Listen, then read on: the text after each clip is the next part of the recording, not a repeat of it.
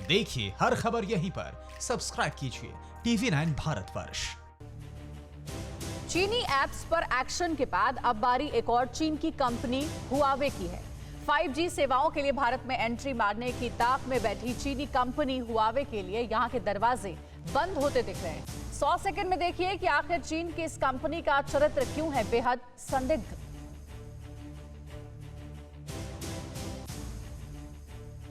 अगर चीन ये समझ रहा है कि उसके 59 ऐप की बलि चढ़ने के बाद बात खत्म हो गई है, तो ड्रैगन अभी राहत मिलने का मुगालता दिल से निकाल दे।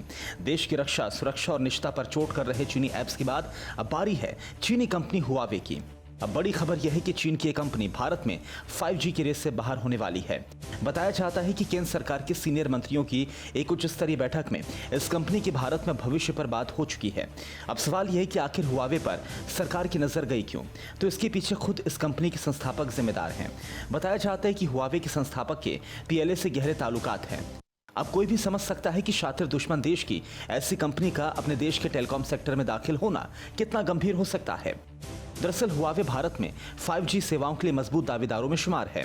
पिछले साल 5G ट्रायल में इस चीनी कंपनी को हिस्सा लेने की अनुमति मिली थी। हालांकि भारत में 5G की नीलामी अभी 1 साल के लिए टाल दी गई है, लेकिन अब हालात अलग हैं। भारत को लेकर चीन की खतरनाक मंशा सामने आ चुकी है। चीन के धोखे के इतिहास का पन्ना एक बार फिर से खुल चुका है। ऐसा भी नहीं है कि हुआवे पर भारत की कोई पहली टेढ़ी नजर पड़ी है। दरअसल इस कंपनी को लेकर पूरी दुनिया सतर्क है। अमेरिका कई देशों पर दबाव डाल रहा है कि वो हुआवे को अपने यहाँ स्पेस ना दे। अमेरिका में हुआवे के प्रोडक्ट्स पर इस वक्त पाबंदी लगी है। अमेरिका ने सुरक्षा कारणों का हवाला देकर हुआवे को ट्रायल से बाहर कर दिया था। यही काम ऑस्ट्रेलिया भी अपने यहाँ पर कर चुका है। सिंगापुर में भी 5G की दौड़ से हुआवे बाहर हो चुका है। जब दुनिया भर में ये चीनी कंपनी इतनी संदिग्ध है, तो ऐसे में भारत को भी हुआवे को बाहर का रास्ता दिखाने में ज्यादा परेशानी नहीं होगी। Bureau report TV9 Bharatvarsh. फिक्र आपकी, सोमवार से शुक्रवार रात 9 बजे सिर्फ TV9 भारतवर्ष पर।